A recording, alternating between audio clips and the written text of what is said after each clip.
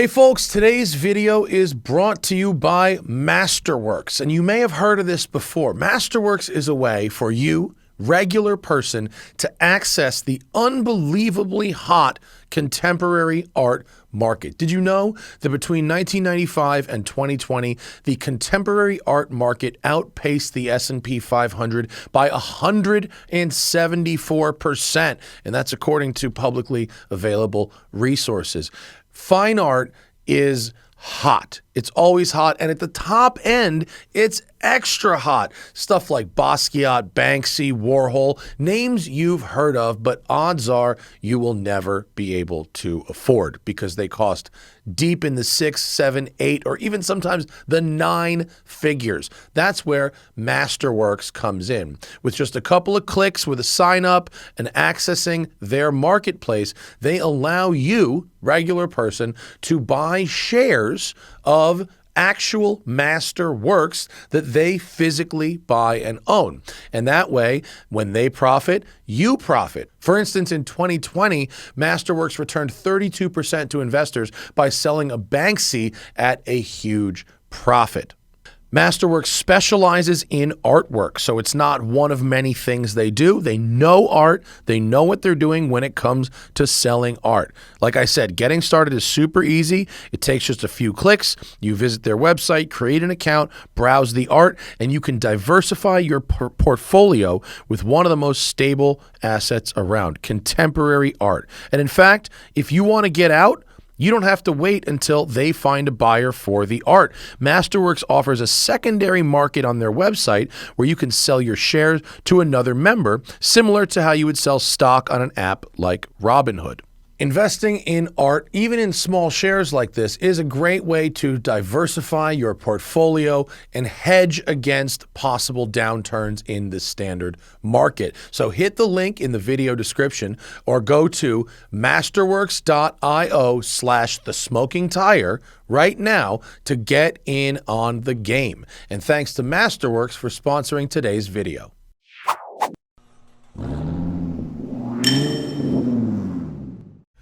Hey folks, what an exciting day this is. How long have we waited to drive the MC20? 2 years. It's been a while. In 2020. 2020. MC20. Yeah, hence the name MC20, which no longer applies. Well, they wanted to mark the debut of it, not Right. the release year. Right. Yes. But in this video, we are going to answer a couple of very important questions. One, should you, after all this time, start taking Maserati very seriously as a sports car maker? Mm-hmm. 2, is this engine all it is cracked up to be? Because this is the first Maserati designed in-house engine in almost 30 years. And 3, should you buy an MC20 versus its competitors? Right. Right. So what is the MC20? Mid-engine, carbon monocoque, right? The carbon monocoque itself, co-developed with Dallara, which you may have heard of if you know anything about race cars. They build a lot of race car tubs. Many race cars. Yep. And you can see the carbon work all over the place. When you have a carbon tub car, it allows for all kinds of fun engineering. It allows for instance, extruded aluminum subframes with double wishbone architecture, which this car has. Right. It allows you to mount the engine very low and with a really good weight distribution like this car has. This car also has a dry sump oil system, so it should be good for track work. The turbos are also mounted on the side of the block, which also helps lower that center of gravity. Right. The hot V thing is very popular right now, but in the mid-engine car, like Ferrari does and McLaren do, you know, the turbos are down low on the side, keeping that weight low. And it should be said that this engine, and Bozy did a great article about this in Road and Track, this engine looks really similar to the one in the SF90 with just 2 cylinders cut off in terms of shape, architecture, things like that. Right, but Maserati swears the Nettuno engine, which is a 3-liter 6-cylinder, 630 horsepower, 538 pound-feet of torque. The power band is 3,000 to 7,500, and it has this pre-chamber combustion technology, which is derived from Formula One. It allows you to get a bigger, faster, and more even combustion. Right, in the chamber. It ignites the main combustion chamber 30% faster than using just a spark to light that fuel, which is really significant, and that's why this car makes the most power per liter for a production car. Right. Right. 2 spark plugs per cylinder. Yep. One for the pre-chamber, which is tiny. It's like a cubic centimeter. And then one for the full-size chamber. Okay? You've got 5 different drive modes available through a very delightful Rolex Yachtmaster 2-esque controller. In the middle, you got GT, Sport, and Corsa, as well as wet and full off. The car gets progressively more aggressive with progressively less traction intervention as you go higher up the controller. Mm-hmm. The cabin is very race car-like.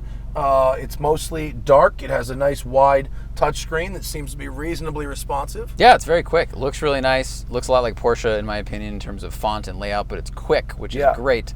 And then there's Alcantara everywhere, a little bit of leather, carbon, and then some 3D printed stuff. I think it's 3D printed, but it looks pretty cool. Not much to distract you from the task of driving. Your start button and your launch mode are on the steering wheel. Blinkers and wipers are normal stalks, and your paddles are mounted to the column itself. Yeah. This car has the optional bucket seats as well as the optional ceramic brakes. We also drove on the racetrack in a car that has the regular seats, which are manufactured by Sebelt, and they're the same seats from the Ferrari F8. They are comfortable. Yeah, they're very comfortable. So, shall we have a drive? Yes. We have our nose lift is lifted. Cars get nose lifts, so we'll be able to get out of here. No problem. Drop the nose back down. And as no one is behind us, as I can see in my rear view camera mirror, because the window behind you is tiny. I'm going to hit launch mode. Oh no! Zach, launch control unavailable below 500 miles. This car has 478 miles on it. It's funny. We might have to do it on the way back. We might have to do it on the way back if we break it in. Well, I'll just smash the throttle then. Here we go.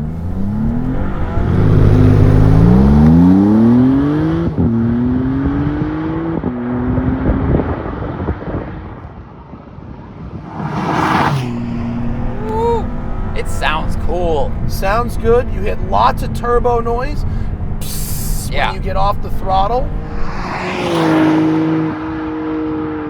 It is a pleasant sounding 6-cylinder. It doesn't drone. It sounds angry. It sounds good. Yeah. It sounds like, kind of Alpha Giulia. There's like a tightness to it. It doesn't sound like a VQ. It doesn't sound like a 350Z. Right, and speaking of tightness, the engagement of the 8-speed dual clutch gearbox is also tight. Well, it's the same Tremec 8-speed you got in the Corvette C8, C8 Corvette, which is good. Is so impressive. And we just drove it on the track, and I was just so amazed at how quick the shifts are, how seamless they are, like downshifting from 5th to 4th in a corner, no problem.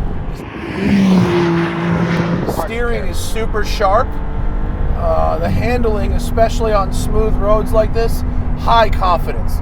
High confidence. Really nice wide track, really low center of gravity, low seating position. You feel like you're sitting down in the chassis. Very stable. But the front visibility is still really good. Part of that, of course, is due to being mid-engine. But, if you sit too low, it can feel like you're trying to look over the counter, like, to... Oh my God, that was an enormous number, Clapman. This car is so fast. I mean, 630 horsepower. Like, what do you expect? 3,300 pounds? It's pretty light. It gathers speed at an incredible clip. It sounds good. It's not super loud and it's not super aggressive.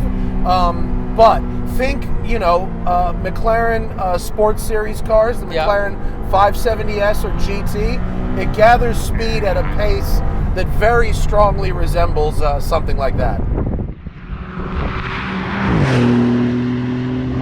It's not slow. It's fast. I mean, that's how the physics works. And the power band, what do you say, is 2,500 to 72? That is 3,000 to 75. That is a fat power band. That is huge. We are now stuck behind truck. But here, I will come to a stop, which is an interesting opportunity to talk about the ceramic brakes. Yeah, let's do that. They're optional. They're $10,000. And while they're good, both of us agreed from our racetrack time, our racetrack experience just about an hour ago, that they don't bite or haul the car down as hard as the Brembos do in the CT5 Blackwing. Right, we drove 2 different cars. Each of us were in our own car, and we both got out and had the same comments on the carbon ceramic brakes. The pedal felt soft at the top, softer at the bottom than I was expecting, and it just didn't have it didn't feel like it had the clamping force of other carbon ceramic systems we've driven, which is just, it's weird. It's not that they didn't work well. They do. They haul the car down, but you don't feel it in your feet. And it didn't have that bite that you really want. But like the CT5, when you jam on the brakes, it feels like you let your drag shoot out, and all of a sudden you're like, whoa! Yeah. And this did not have that feeling. Yeah. I'm just going to smash the throttle again because it's fun to go through 5 gears. So you can feel the engagement is really good. So fast to shift. Fast, but it's got a little bit of engineered feel into the shift. Yowza! So the car does have aero. It does have downforce, but you don't see it. It's all in the under tray. It's all in how the air moves on the lower half of the car. The top half of the car, whoa! The top half of the car is very sculpted and very pretty and doesn't have any what you'd call appendages, you know? Right, they spent a lot of time in the wind tunnel and then of course doing CFD to try to keep as much of the shape, like the concept shape, while also managing the aerodynamics. And I think they did a beautiful job. Like the profile of this car is, I think, one of the best on the street today. Reminds me a little bit of 917. It's very sexy. It's certainly smoother and simpler than like the F8 is. And I mean, just the view out the side mirror of these fenders, like the fenders have just a wonderful shape to them. It's a really, really striking car. Well, that was sufficient whipping on my part. I'm going to let Clapman have a go as soon as there's a safe place to make a turnout. But God, it has an angry, like, buzzsaw. I don't know. Someone dropped, like, a Milwaukee drill on the ground, and it's just like, nah. In proper supercar fashion, it will not upshift in manual mode when you hit the rev limiter. It'll bang the rev limiter and stay there. That's good. It has more engine braking. Like if you were to, when you downshift in a lift speed unavailable, there we go. You have to go very slow to raise the lift. It won't do it at above like 10. But it works. It goes up quick. It only takes about 3 seconds to go up. Like when you shift a PDK in a Porsche, it will do everything it can to make you not feel that shift. Right? This one, when you downshift, you feel it hit the engine brake a little bit, and when you upshift, you feel it change the gear. Kick. It doesn't upset the balance of the car, but they do engineer some kick in there for you. Considering, and the Corvette, I think, tries to take a lot of it out. The Corvette tries to imitate the PDK, whereas this one kind of splits the difference between the McLaren and the Porsche. Well, I think Corvette, their goal was to shift faster than PDK. Right. I think they want that spec. Right. I think they have it too by like 0.02 seconds. Right. So this being an Italian car, they want a little more emotion from the gearbox. I love it. Yeah. Yeah. All right, you drive. Passenger seat, actually both front and passenger seat, really a lot of room. A tall driver. Yeah. For a tall driver, this is a really comfortable car. We have a lot of shoulder room. Well, what the designer is 6'7", right? Yeah. Oh. Whee! Negative G. So we're in soft shock right now with Corsa? We're in Corsa. Now we're in Corsa with soft shock. Mid damper, it says. Okay. Yeah, there's no like super soft mode, right? Got it, okay. So like Ferrari has the bumpy road mode on the steering wheel that softens the suspension no matter what mode you're in. Oh, well, so now we're in sport. If I hit the button, it goes to soft. Oh, right. Oh, so okay, cool. It looks at the mode you're in and then will give you the shock alteration that it thinks you want. Okay. That makes more sense. It is so fast. And it's strangely undramatic in here. Like the sound, I don't feel like it builds to a crescendo in terms of noise, or like there's no real song up here. Right. It's like angry machinery that's about the same volume, but you watch the number go up. It just keeps going and going and going. Right. I'm more entertained by like the whistling of the turbos than the actual exhaust. Yeah. It's not an unpleasant sound. It's a nice sound. And I'm impressed with the speed. There's a turbo whistle. Yeah. See, we're in fifth at like 3,500. Yeah, it's not like if a you train. load it up at lower revs, Yeah. then you start to hear the turbos boosting. The trunk is a little small. You gotta get appropriate luggage if you want to go on a trip. And there's basically no frunk. Yeah, the front holds an envelope. It's weird. It's weird that there's no frunk. That's a strange thing for a mid-engine car. It would hold. It's 2 laptops thick, Yeah. basically. That's what it is. I can't get over how good this transmission is. It's is very really fun. amazing. Yeah. Oh, that whistle is so cool. So, Little flutter valve so something there. I noticed, like we drove on Big Willow, which is one of the bumpiest tracks in the United States, probably in the world. Terrible. It's not a great place at all.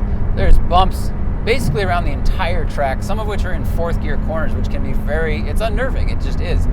But what it does is it will tell you if a car is too stiff or not. And I feel like what it highlighted for me being out there is that this is a really good daily driven, grand touring, kind of everyman supercar, because, you know, turn 4, it's just floating over them. And you can hear, you can feel the tires moving around and the suspension doing its thing, but the car is not unsettled at all. And it didn't feel twitchy, it didn't feel too stiff. The way when we drove the Huracan STO, that was like jumping around and you really had to focus what your hands were doing.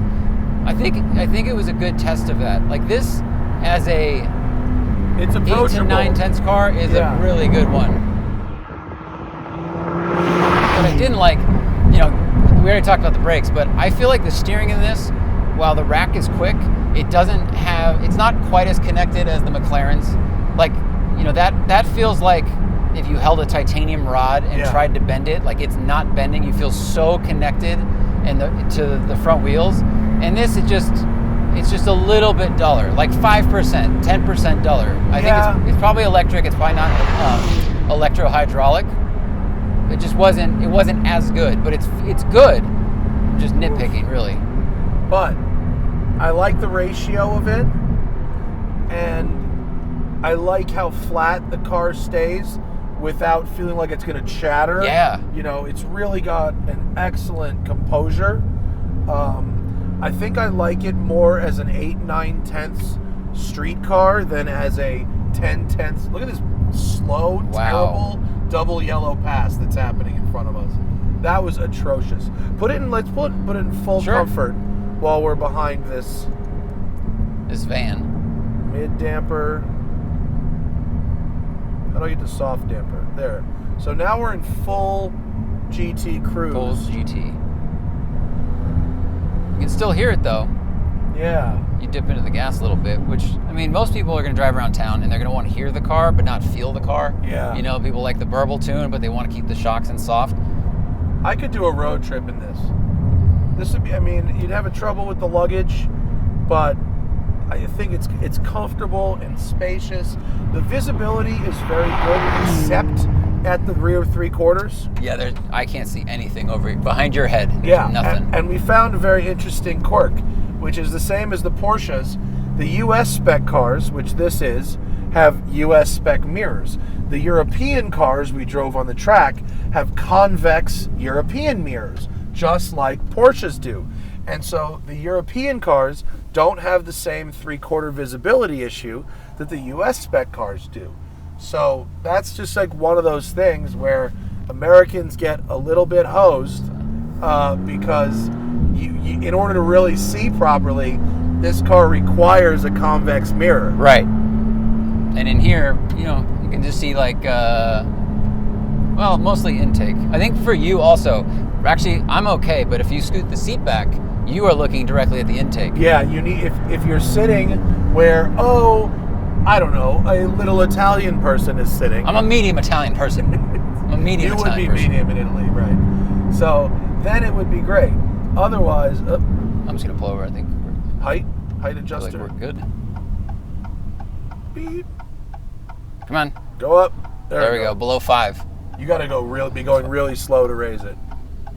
At least it goes up while you're turning the wheel, though. Oh, yeah. McLaren doesn't do that. Right. McLaren has the worst nose lift system. All right. Well, look, let's go back to where we started. Should you be taking Maserati seriously as a sports car maker? Yeah. 100% yes. Yeah. 100% yes. Is this engine worth Maserati's braggadocio about it? I think yes. I mean, it's fast as hell, man. Rips. It's fast as hell, and it makes doesn't feel stressed. Yeah, it makes a ton of power for a non-electrified 6-cylinder engine. It makes a ton of horsepower. Yeah. And who is this car for? It's for someone that is uninterested in a sports series McLaren but can't afford a 7 Series McLaren. Someone who doesn't fit in a Huracan because this is substantially roomier than a Huracan, or understands that both McLaren and Huracans and Lamborghini's $200,000 cars are pretty old at this point. The Sports Series McLaren and the Huracan are both about 6 years old at this point, and you want something in that $200,000 range. It's brand new. Yeah, and I think Maserati's always tried to be like the baby Ferrari, but they didn't have a mid-engine offering, and at that point, like most people think Ferrari, they think mid-engine. Yeah. And now they have that. I think they're going to sell a truckload of these things. They will sell so many of these things. It looks so good. Yeah. They start at $213,000. For this one, you got to add $6K for the buckets, $10K for the ceramics, so $230, and then this beautiful matte white paint that we've got on this one. With this carbon, it has carbon stuff on the outside too, like the wing is different. Yeah, the so side this sills. one might crack 240 or 250. It's a lot of money, but it's what you want a Maserati to be. Yeah. You don't want a Maserati to be The Ghibli. a Ghibli. You don't want a Maserati to be a Levante.